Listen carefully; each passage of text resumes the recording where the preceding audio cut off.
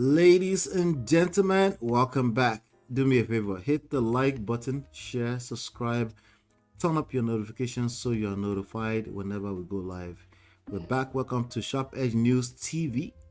Without any further ado, brace yourself because it's time to welcome the man who wears two very impressive hats. One as the publisher and editor-in-chief of SharpEdgeNews.com, and the other as a High Chief Odokwetu of Aide Ogbese. Yes, you heard that right.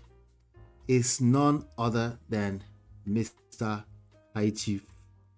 There's a word I'm looking for. Legendary journalist Oladimeji Abitogun. Welcome back to the show, sir. Thank you so much, Ola. It's good to be back, but also, in our local parlance, they say that a big name, a huge title would always kill a puppet, or a puppy. So, orúkọ ńlá tó ń pa ọmọ ajá. So all these titles and stuff should hit on me. Please, let's tone it down. That's it. Tone it down. No. Yeah, You've earned it. You've earned it. Yeah, well, I thought you were going to go the opposite direction. like they also say when a major Nollywood movie is ending, they say, "To God be the glory." So as correct proper Niger guy man. No, we need to pile up all our titles. But you see what damage that has done to the psyche of everybody in Nigeria, where all those things are given preference over what's it called? Value. Moral rectitude and real good conduct in public life, and even and then that deliberate desire to make sure that people shun all forms of moral hypocrisy in their private lives as well. So that said, I appreciate things that I have done, things that I have earned, but again, let us temper it all and balance it up with humility. All right. That's it.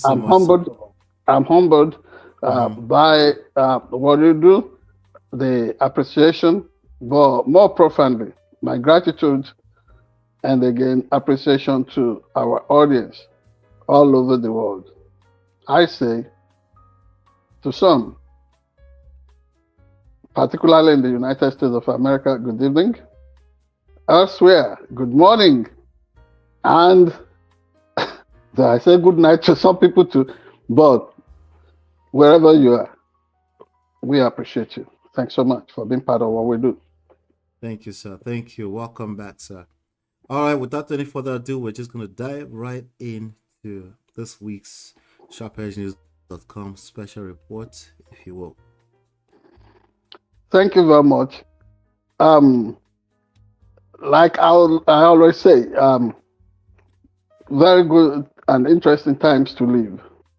I mean, who would, with all the threats and braggadocio on introduction of tariff, tonight saw that the New York stock market had a rally, closing at a little over 1,000 points, and elsewhere, everybody is responding to the fact that America and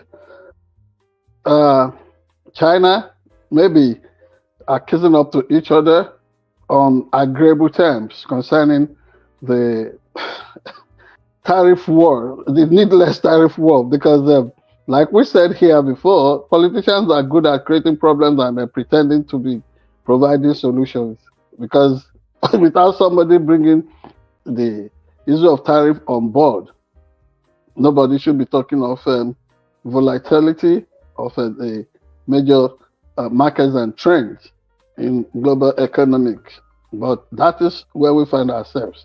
That said, it is good that China and the United States are talking. And of course, you are aware of things that we used to think, oh, this would be peculiar to third world countries or developing nations. How do we place this potential that Qatar will be donating a $400 million jumbo jet Boeing 747 to the United States president, which he seems excited to want to accept.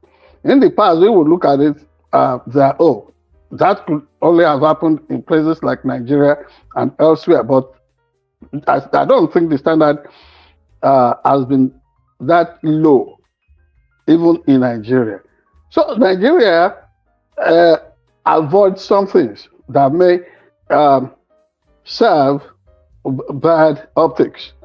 But here, we see United States president embracing that $400 million jumbo jet gift for what? To serve as as Air Force One in the interim. And President Donald Trump is saying after office, he probably would also love to have it in his official presidential library. And everybody is taken aback. Now, what is this administration or the leadership, Donald Trump, what is it turning America into? But nobody is even expressing open objection at that. What everybody is saying is that, oh, in case America decides to accept that gift, even as President Donald Trump departs for the Middle East tonight, not stopping over in Israel, that is a traditional ally of the United States. But he would definitely visit Qatar. And everybody said, oh, if America accepts that aircraft would have to be taken apart bit by bit so that no listening device or espionage stuff is installed that would be listening on Mr. President wherever he goes. And that is one shocking situation, developing situation there. But it never used to be like that in the United States. So talking about the interesting times in which we live, and that same interesting times is where you find out that a particular former governor in Nigeria who propped himself up as a so-called godfather wanted to be puppeteering a successor to his legacy and continues to refer to him in public as this is the problem you people created. He does not see himself as part of the problem, as one of those who created the problem.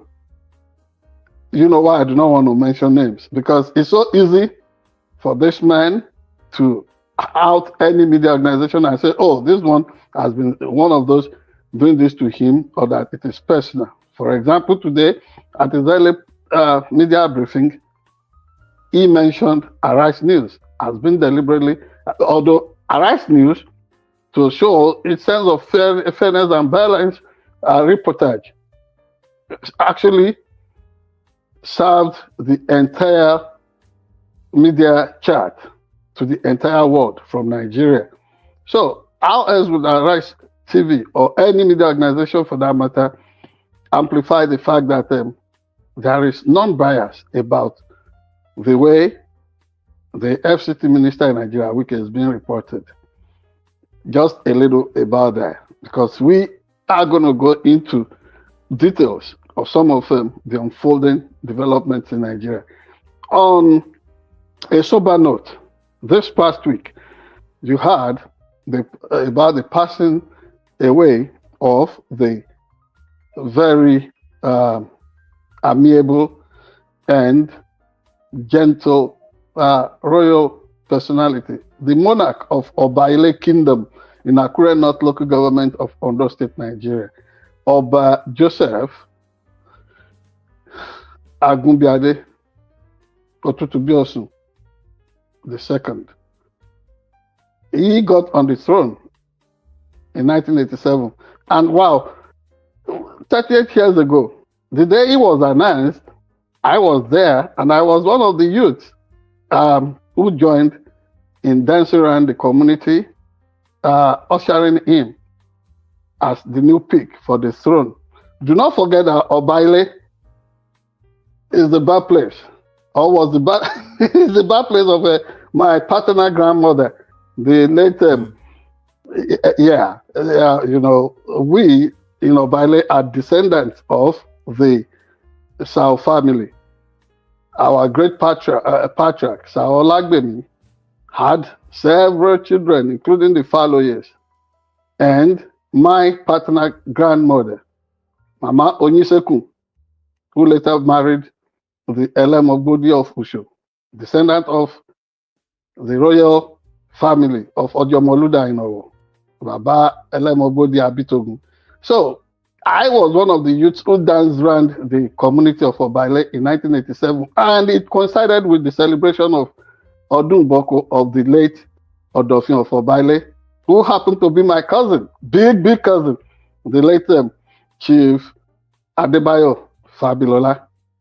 It was a huge day, and I saw the impact of youths in those days. Some of those youths who were much older than me have since also passed into glory. For example, Honorable Boyeye, and so many others. I mean, fondly, I remember so many of them, but because of time, we can't go into those details. But let me say that in the 30th years that Oba Agunbiade was on the throne as Oloba of Obaile, that community witnessed tremendous, unprecedented economic and infrastructural transformations. Obaile that at a time gave us this concern that, it was sleepy, it was rustic, it was too ancient, suddenly embraced modernity. And in that kingdom, today, it hosts the headquarters of Igbaotun LCDA, a monumental testimony to the fact that this Oloba, was divinely pronounced. That, of course, even in this reigning title, Otutu Biosu, somebody that is as cool as one would. That's the man who presided over the affairs of that kingdom for 38 years. He built an ultramodern palace, or let me say, he led the building of an ultramodern palace. The stool itself, which was going to be rubbished, not minding the fact that it's a pre-Oduduwa dynastic royal throne, got elevated under him to a first-class throne, and he scored so many feats that historians would now take into perspective and pronounce as imperishable. So we join all descendants of Obaile, ancient community, to mourn his passing. And this next step, we are at the phase of this the first 7 days of mourning, and everybody is taking things in their strides. We wish the Royal Council, that is the Council of Chiefs, because minus the Oloba, you cannot talk of Oloba in council now. So it is the Council of Chiefs that are in charge, particularly under the transitional leadership of the Odofin of Obaile, somebody I know too. And we wish them well, that they will conduct everything with sense of direction, even as we await the new regent to the stool. That said, it's good to be back, and a wonderful new week with you. Thank you very much. Thank you so much. So just FYI, this is the right picture. The other picture I showed, I'm not too sure, but this is the right picture. I just pulled the picture up to the screen. So that's the picture of late Oba Joseph Agunbiade Oloba of Obaile. So I'm using the picture that was sent to me earlier now. All right, good. Thank you, everybody. That was the special for the week. and we have a fantastic show lined up for you today. Do us a favor, please hit like, share, subscribe, turn up your notifications so you're notified when we go live. And we'll be right back.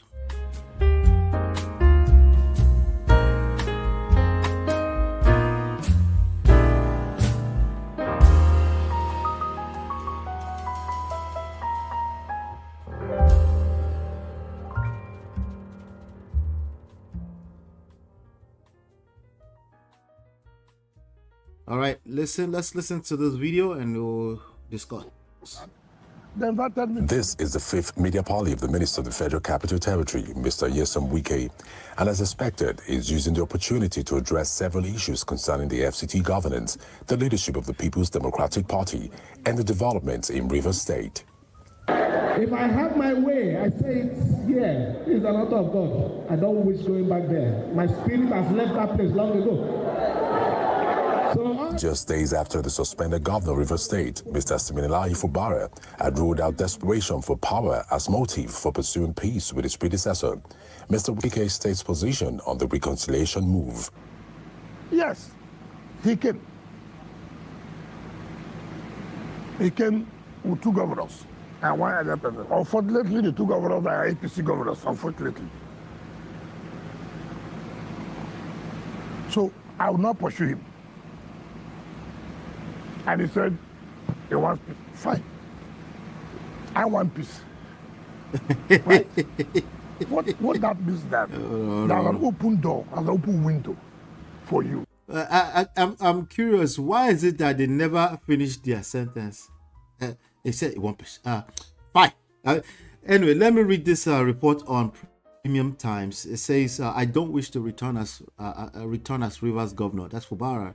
The suspended governor of Rivers State, Siminalayi Fubara, said he would not wish to return to office if he had his way, stressing that he now looks better than when he was in office. He said this on Sunday during the service of songs held in honor of the late elder statesman Edwin Clark in Port Harcourt, the Rivers State capital. Nigeria's President Bola Tinubu on 18th March declared a state of emergency in Rivers and suspended Mr. Fubara, his deputy and the state lawmaker, for an initial period of 6 months. Mr. Tinubu said he took the decision due to the prolonged political crisis in the state triggered. You know, in other news, obviously, we've been covering this for a while. I think Tinubu has come to basically express that I think, who said it? Was it Wike or President Tinubu who said they did it to protect Fubara? Anyway, what do you have to say about this, Monsa? Thank you very much. See, I listened to some comments earlier today, the reaction to what Governor Fubara said in Port Harcourt yesterday. That is, when he said his spirit as since he's no longer excited about the possibility of coming back to government house in Port Harcourt, and then the possibility of continuing as the governor of the state. People do not look at the transience of power in that statement. I listened to. I have to say this. I'm really sorry, but I really have to mention this. Somebody who operates as an ideologue for the ruling party in Nigeria, masquerading and masking to be a thoroughbred journalist who insults every other journalist as if he is the only person that is really trained as a journalist, or is the only person that has done daring things. When we practiced when we practiced journalism in Abuja in those days and all over Nigeria, there were things we did that you would not even believe. And so for somebody to continue to tongue lash contemporaries and colleagues as if they are not really properly trained as professionals. That I cannot really relate with, because that individual this morning was almost questioning that kind of utterance from Mr. Fubara as quote unquote political naivety. I do not look at it as such. And all of us, you see, we I'm sorry, proclaim you don't want to mention the name of the person? Yeah, well, I mean, I do not, you know me, it's not as if I'm scared of anybody. It's a Babajide Kolade Otoju of TVC. You know, this Babajide is somebody, TVC. yeah, who disclosed in the past that he teaches Sunday school in the local church where he attends. So if somebody looks at all the troubles of the office he holds, and it feels like, no, it's not worth all these troubles, and I really don't want to go back into that office and what have you, and then you look at it as, oh, politically naive. That's not right. That's not right. I mean, so he's saying Fubara is politically naive. Yeah, that is practically naive, and that therefore means that for him to, I mean, he doesn't look at it as somebody, almost saying that he really cannot fight, hold his ground. When this guy holds his ground, you people mock him. Right. When he holds his ground, you mock him. Sorry, whatever he does. I'm so sorry to interject your train of thought, sir.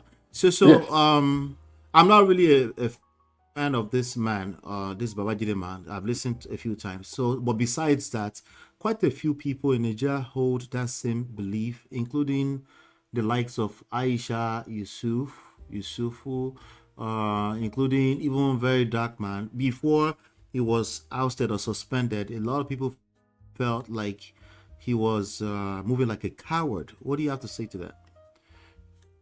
Well, even when he sounded strong and said he was not intimidated by anybody, that the youth should comport themselves and that they should wait for certain signal, quote and unquote. I do not know the intention behind such statement, but people would think that the gentility of such individuals, such personalities, could be misinterpreted for stupidity or cowardice.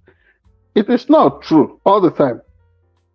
For example, I know that a lot of people may look at someone like me from my father, oh, he lost power and all this. And people who are close to me like you, you know that things like that really don't freak me out. I can easily let go of anything because of my spirituality. Nobody knows whether Fubara has that kind of deep spirituality that is bigger, that is, stronger than all this hypocritical religiosity. So performative expression of power. That is it. All of them want to go to heaven, but they don't ever want to die. Jesus says this. Muhammad said that. But when it comes to practical standard, none of them is ever humble enough to admit that, okay, all these issues are not really worth the trouble. Let me just be.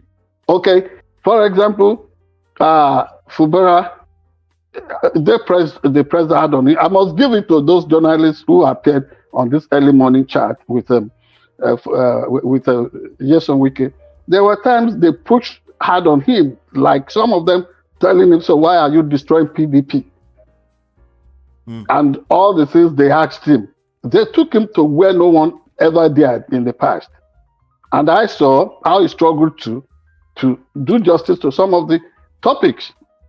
But Wike was the one who disclosed that, yes, it is true, Fubara came, because some of them had even ridiculed him that, oh, Fubara went to him, he was prostrating and all that. Right. In age, he's older than him. He is older than Fubara. He paved the way for Fubara to come into that office.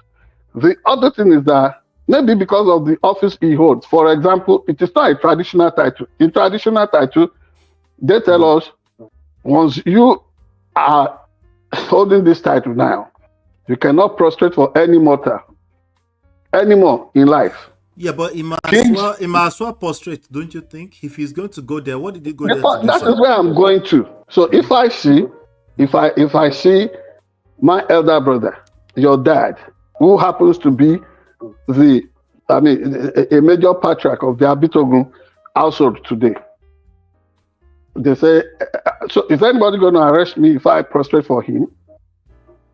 I mean, if you're political adversaries, and no, we won't even be political adversaries. The point is when it is about standing up for the what's it called, the office I hold, so that nobody sees it as being subservient to that of another principality anywhere. Yes, I may not do that, but to somebody that I've always seen as my elder, as my leader, as somebody who paved the way for me, if I decide to be humble and then prostrate, why did they come out to caricature it as if, oh, this guy is just a wimp? It is not true. All of them are saying, the point I'm making is that all of them are saying there must be peace there. When it does not make a move to guarantee peace or to usher in peace, they criticize him. When he does, it becomes an object of ridicule. Why are our people like this? Anyway, as they say, everybody has to feed on something, get some content out of this, and then profiteer, so to say. So you think people are instigating? They're just knocking their head against each other, which is not right. Even in this, they have really given, what's it called, President Bola Ahmed Tinubu a bad baggage, a kind of a liability, political liability, because this shouldn't have given rise to a situation of a state of emergency in a river state. But look at the way they pushed him. That is a major mistake. And the way they continue to kiss up to the system, almost zestful about it, declaring that, oh, where would they go? Supreme Court has said this, Supreme Court has said that. But they know what is behind all these things. I do not really want to be part of that crowd that would want to rubbish the institutions that Nigeria has. But let it be said, when most of these political gladiators are alone and they search their conscience, they know that they are not being sincere with themselves and with the God who created all of us. For example, Wike plays to the gallery too much. He accuses people of being arrogant and responsible for everything. He's not owning up to his speech mannerism, the cadence, the tone. Don't you see him as an embodiment of pride? All those things he says as if everything is working for him. It is because of his magic. Without the Nigerian presidency and power of incumbency backing him up, Wike is nobody to challenge a governor like that in Nigeria. And if this guy says, oh, what's it called? The coercive power of the state that should assert its authority by way of force. The dynamics of politics, a strong approach to politics here would say that if the institution of state is backing Fubara up, Wike is nobody. It's just propped up for all this drama and theatrics because of the influence of the Nigerian presidency. That institution is very strong, and whoever is against it automatically can smell some loss. But if you can kiss up to the Nigerian imperial presidency, then it will look like, oh, you are getting away with so many things.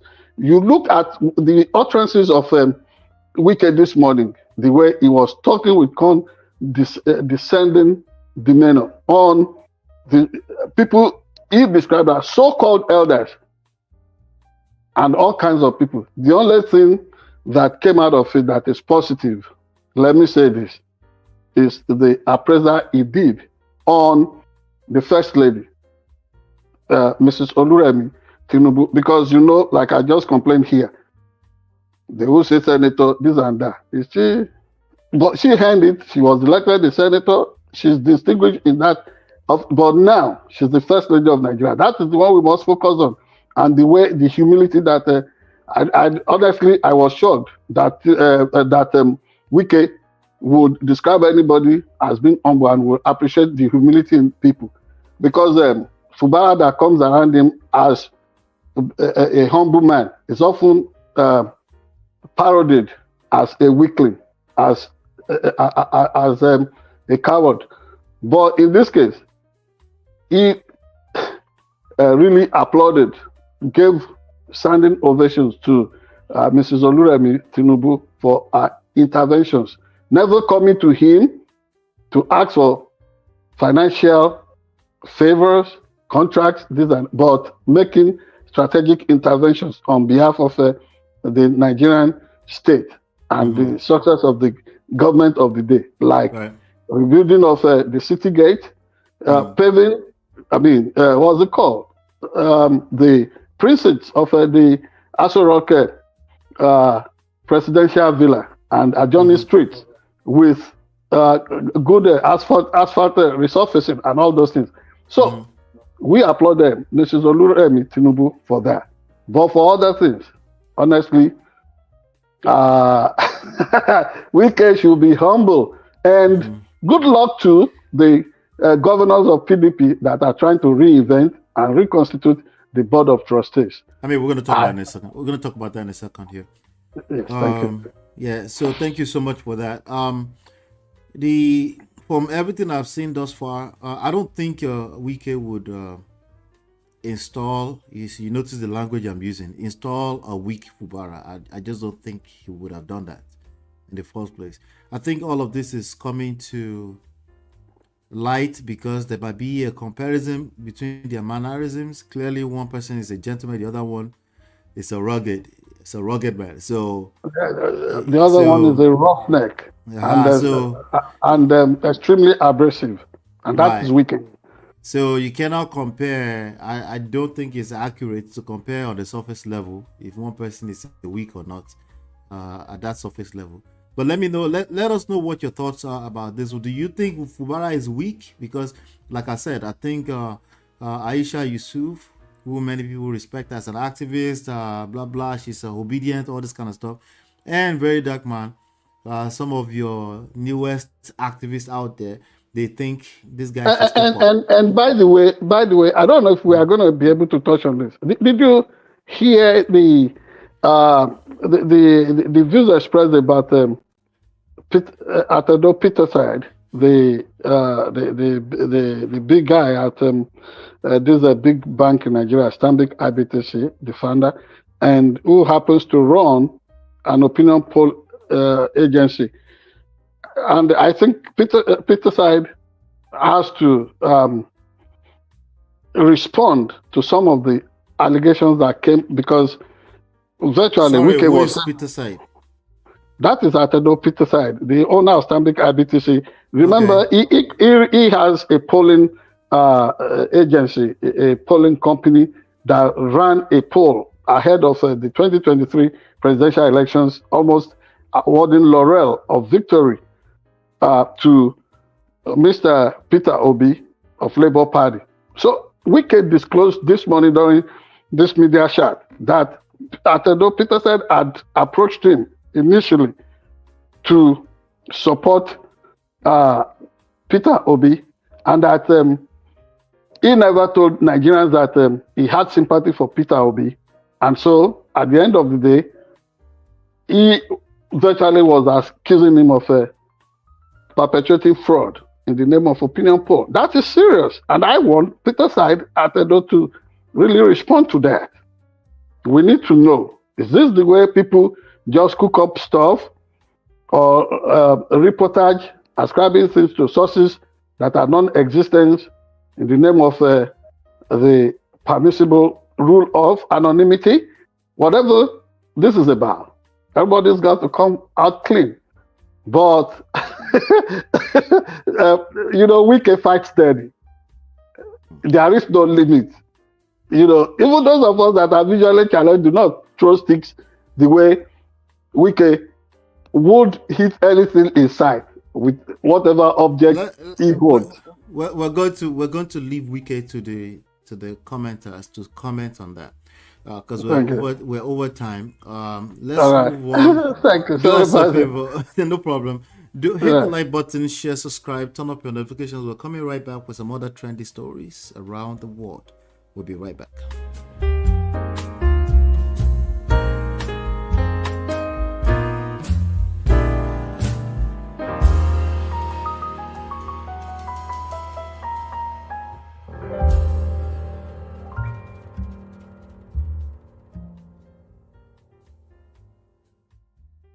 All right, welcome back, everybody. So we have Trump back in the news. You actually teased this a little bit earlier on, and I want you to speak a little bit more to it. No more 145% tariff. Is a China deal coming? So I wonder if there's any update on that since I checked this out this afternoon. But I think what they're saying, the last headline I'm looking at here says how Trump managed to get his much needed China trade victory. China, I'm looking at another headline on CNBC, says China sees the US trade deal as a huge win for Beijing. All right. I think so too. I would think so too, because the first report, that first copy you read was virtually saying that it was victory for Donald Trump. That is completely. You think it's a win for China? You think it's a win for China or the U.S.? Yes, it looks like in this game, Donald Trump seems to be the one that has blinked. Was the first to blink. And do not forget, because what White House sources are even saying is that now that there is this 360 degrees about turn from the 145 percentile thing.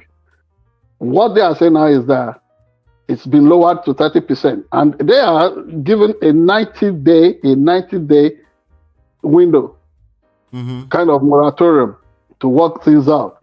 And people, another source in the White House is saying that at the end of the day, this may really come back rock bottom to like 10% tariff. And so, yes, you don't forget.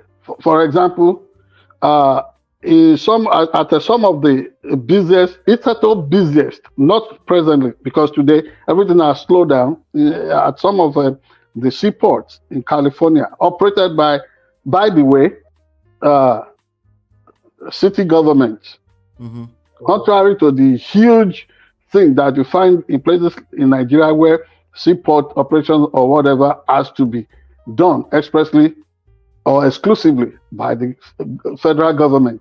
That is antithetical to the spirit of true federalism. Nigeria must learn something about that. Now, in some of those seaports in California, you find out that cargo ships have really reduced to near zero level. They don't show up anymore. And dock workers have been told to stay away for now. So you look at the toll of this on the U.S. economy, the loss is really big. So we cannot just look at the swing or the closing bell at the New York Stock Exchange market and then we say, oh, everything is okay. Now we can sing Kumbaya. No, it's deeper than that. And what this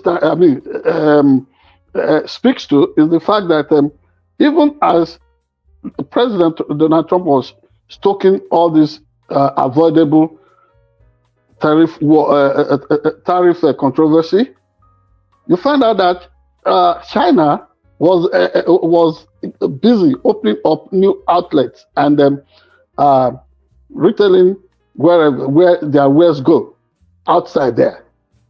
far, far away from the United States. So it's not just going to be an easy work to have all these things reworked and come back to pre-Donald Trump second term, pre-Trump 2.0.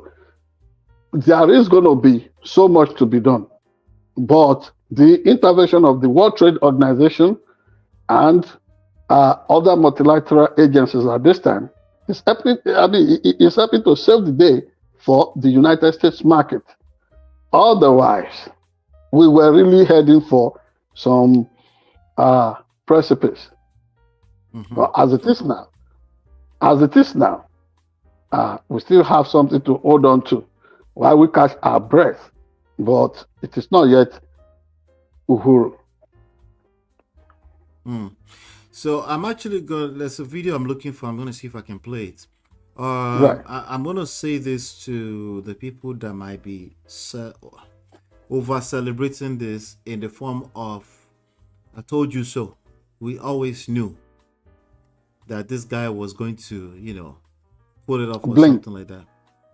I want these types of people I want to remind them that a lot of time was lost, in all of that mess. A lot of time was lost, and it's not as simple, like you were just saying. It's not as simple as there's a win here. A lot of market value was also lost in the middle of that, and there's just some war that are absolutely unnecessary to fight. If it's this one or not, I'm not saying that, but I'm just saying from everybody's from what we're being seen, it just looked like this was completely unnecessary in the first place. So if we came back to exactly where we were 3 months later, that wasn't just even. We just lost 3 months. That's something. That is appreciable. That is considerable. Yes, that's a big deal. And so if we're going to assess if this was a true win or not, I think it's very important to assess that. Let me play this video for you, and then we'll finish this topic. I'll hear your thoughts on it, then we'll finish this topic. Breathing a sigh of relief tonight. And that feeling could spread to anyone who spends money buying things made in other countries. WLWT News 5's Todd Dykes is here with the very latest. Hi, Todd. Yeah, Ashley and Chris, good to see you. Today, President Trump announced a 90-day pause in the ongoing tariff fight with China. The news well received on Wall Street, even though there are critics who say the White House's approach to global trading partners has resulted in chaos. Rounds of negotiations this weekend in Switzerland between trade officials from the U.S. and China yielded a surprise announcement this morning. They were very happy to be able to do something with us, and the relationship is very, very good. What President Trump says China plans to do is cut tariffs or import taxes on goods made in the U.S. to 10%, down from a recent high of 125%. In exchange, the U.S. will lower tariffs the Trump administration imposed on Chinese goods last month from 145% to 30%.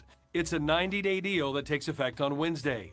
Negotiations will continue to make the agreement more permanent. Congressman Greg Landsman, who spent 4 years as a Cincinnati this is the comment I want you to hear. This comment. Businesses are coming to us panicked. There is so much uncertainty. It is really hard to do any meaningful business and trade with all this uncertainty. There's no strategy to this global trade war. Kevin Hassett, director of the President's National Economic. That was the comment I wanted you to hear. That is not radically different from the opinion I expressed earlier. It's almost same thing. The you need more than just this courage and expression of toughness to really be able to to actually win something. Yeah, to score points that are unassailable. It's not about playing to the gallery to impress a so-called political base, so that they will see you as macho or tough. No, you don't play with real issues of life that way. It's more, for example, all the threat on the what's it called? The chairman of Federal Reserve Bank on fixing interest rates and what have you, trying to intimidate everybody, threatening with sack and what, all those things combined to really stoke that mayor, that element of volatility. That opinion just dropped that nothing is stable about this. You find a thing, like pushing on the equivalent of nuclear button concerning the economy. It doesn't just really, because you feel like it. Yes, to be seen as being tough. Tell me, on immigration, everything is, is experiencing serious wrong now. Totally wrong. Ola, totally wrong. Yes.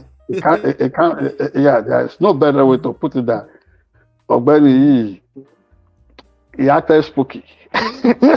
It's absolutely spooky. Somebody's gonna have to explain. So I'll leave that to those of you that will watch this later and comment. Do you tell me why this move has not been completely a spooky move? you tell me in the comment section. Hit the like button, share, subscribe, turn up your notifications so you're notified when we go live. We have other trendy stories around the world. We'll be right back.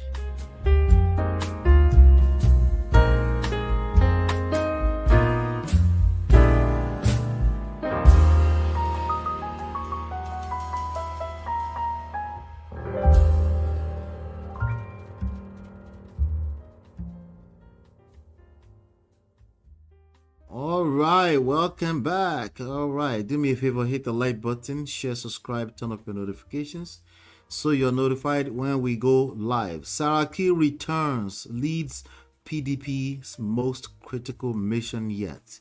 What mission are we talking about? Saraki chairs PDP Governor's 7-member Reconciliation Committee. As published on Punch Nigeria today, the People's Democratic Party Governors Forum and former governors have named ex-Senate President Bukola Saraki as the head of a 7-member Reconciliation Committee.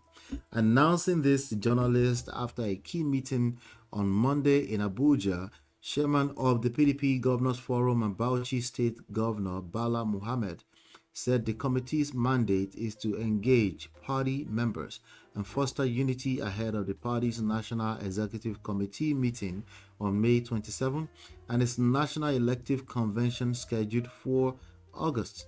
Since the 2023 elections, the PDP has been plagued by internal strife.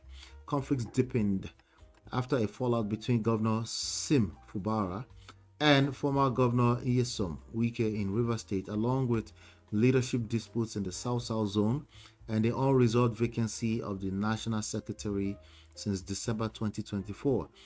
Despite interventions from the party's top organs, including the National Working Committee, Board of Trustees, NEC, and the Governors Forum, efforts to heal the rift have only intensified internal divisions. So we know, as far as we are concerned, PDP has collapsed a long time ago. Abi, isn't that the case, Chief? What is going on here? What do you think about this move? Is this a good move in the right direction? I will disagree with you concerning the view that the party has collapsed, that PDP has collapsed a long time ago. It has not. It may be on its way out, and it may be on its way. Is it hanging on a thin thread? It could be. Is President Tinubu taking over and buying everybody away from? What is going on with PDP? That is what the popular view is, that Nigeria faces a threat of becoming a one-party state. That cannot also be dismissed casually. However, let me say that I think this thing could swing either way. Maybe a rebirth for PDP, or that the party will slip into coma and then probably find it so difficult to be revived. That said, this task that has just been given to former Senate President, former Governor Bukola Saraki, will be a daunting one. for that matter. Do not forget that Saraki himself is a major architect of what PDP is experiencing today. It was so easy for him to join with others in the name of New PDP then, alongside former Governor Rotimi Amechi, and 5 governors left from PDP to team up with them. Then CNC, what's the name of ACN? What's it called? A splitter group from ABGA, and then the defunct ANPP to float the new party that has now become a phenomenon in Nigeria, the All Progressives Congress, APC. That said, why it's going to be difficult for Saraki to be able to really accomplish this mission that has been cut out for him is because people will point out to the fact that he was part of the original rebellion that weakened the base of PDP. I hope you understand the point I'm making. Absolutely, I'm getting you. Yeah. I'm following. And then he finds his way back to the mainstream of PDP and led a formidable, what's it called? A formidable resistance within that body while he was the Senate president and was able to balance things up. Whatever they did that made him to pull out of he and people like Atiku to pull out of the contraption they had in at that stage, only God knows. But elements like Wike, Seyi Makinde and co, who mutinied, the so-called G5 governors, who mutinied during the last 2023 elections, are they going to be able to cooperate with Saraki in this mission to save the soul of PDP? We do not know. Would Baba Bode George, who is also a prominent board of trustees members, would he be willing as well? One thing that I have also noticed at the initial stage, there were prominent women politicians like Chief Mrs. Titi Ajanaku, Olori Titi Oluyede, Mrs. Barrister Josephine Aneni, and so on and so forth, that were active in PDP in those days. Apart from Senator Natasha Akpoti-Uduaghan and some people in the Senate, tell me any prominent woman member of the PDP today. So that is why I said the whole thing has to be re-engineered completely. They go back to the drawing board, make sure they go from precinct to precinct, preaching the gospel of this umbrella that must be made whole again. Not sewn up. Maybe they have to pick new ones and then have this rainbow coalition of Nigerians. And for people like Atiku, who have been accused of maybe exploring and obnobbing with turncoats, original turncoats, and traitors like Nasir El-Rufai. Remember, El-Rufai became everything he could in PDP, whether as the DG of a Bureau for Public Enterprise, whether as Minister of FCT, and then all of a sudden, that party was not good enough for him. He teamed up with the other renegades elsewhere to form APC. Today, he's gone to Social Democratic Party, and this is the same person who said all kinds of unprintable words about Atiku then, that is now kissing up to Atiku in the name of coalition. So maybe Atiku needs to first go through things, details with his political household before settling for somebody like Nasir El-Rufai. But that said, the man who is in there, like the mole in the house, the giant in the room, the disruptor, yes, Wike, how are they going to contain him? And do not forget also Ayodele Peter Fayose, the former governor of Ekiti State, that has already awarded victory to Bola Tinubu even before the election of 2027 is conducted. How are you going to talk to all these people? Now, one last point that I want to make, Ola, is this. Yes, the same court system in Nigeria that is always saying that, they lack local standing, jurisdiction to entertain internal political party squabbles. But the same ones that granted Nyesom Wike the injunction that he carries around that he cannot be expelled from PDP and what have you. If somebody has become such a snake that even in his death, he continues to stir and scatter the firewood with which is to be burned, of what use is that person to the household? So I think the judiciary itself should check its role in all these intractable political fights in Nigeria, and then understand that cannot be seen as taking sides. Whatever Wike and his courts take before the law courts, they get reprieve. Everybody else is coming, such a person is shut down. That does not really show that the system is fair and just to everyone. Good luck to former Senate President Olusegun Saraki. Bukola Saraki. I've mentioned the name of his father. Now, Dr. Bukola Saraki, I wish him well, and I pray that he succeeds at it, because it is not going to blow us any good for PDP to just go comatose like that. No. We need PDP. And better still, if all the opposition parties that are willing tools in the hands of the whoever is engineering the entire Roforofo, if all the opposition parties can come together, I think the best we have ever had in Nigeria came during the SDP NRC days, when Babangida engineered it or committed unprecedented political suicide by annulling the June 12th thing. If anybody is thinking, I think, yes, there could be all kinds of, like we have in the US, there are more than two political parties there, but America is a two-party state.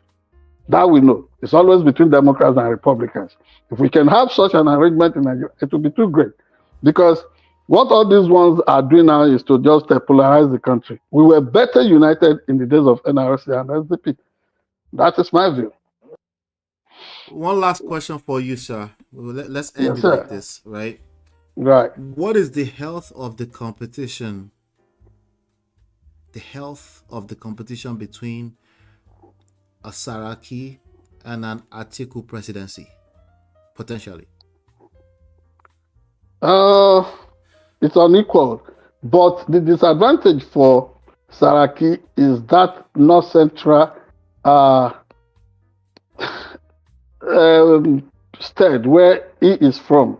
Kwara State, he will not be seen fully as Yoruba. He will not be seen fully as a northern politician.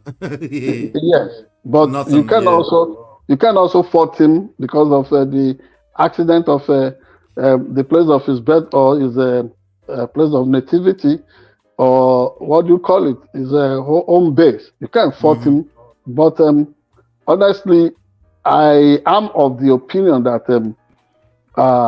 Atiku should be willing, dedicated, but I'm not one of those who requires him because of his age to jettisoning the vision or dream of running for president again. I'm not one of those. But I think if he sees wisdom in backing a much younger Nigerian, wholeheartedly, sparing no dime, whatever he has, back whoever. And I would think that between the generations of Bukola Saraki and Omoyele Sowore, I think we should take a bet on who can really salvage Nigeria. And my thinking about that, I think Sowore would do a better job than all these people. We have seen them at their best. But he would do a terrible political job before he actually gets the office. Because he's not a politician. He's not a politician now. This guy is not a politician. He would do a terrible, even if he was here in America. What you are calling a terrible stuff, we know what it is. Everybody is scared. Everybody started that about Buhari when he got there. In spite of his pretenses as top general, he developed a conflict. He could not fight corruption. He himself got drowned in the corruption, and he was exposed. Before you get a chance to fight corruption, you have to be a good politician first. Who told you Sowore is not a good politician? Has he fought with you before? Sowore, I'm inviting you to this show. Come and explain yourself. You are a terrible politician. It's not going to happen for as long as is what we know as Sowore as politician. And you have to be a good politician first before you can have a chance to fix corruption. I will not hold brief of Sowore, but I think what everybody is scared about is that he's going to build more prisons, and he's going to, smoke out whatever looted resources. What Buhari could not do, people in our generation may be able to do that. That is my honest opinion about Sowore. I think he will take on any of them. He will take on any of them. All of that is a testament to how terrible he is as a politician. The fact that he will tell so much truth, he will sabotage himself from ever having the chance in that office or getting to the office is essentially what I'm talking about. The fact that he cannot sell us, he will, in the name of I'm going to tell the truth, not sell us that he's going to be. He need to sell all of us, not just me and you. No, you mean he should sell himself to us, or that he should sell us? No, I don't want to be sold to slavery. You mean he should sell himself to us, market himself to us?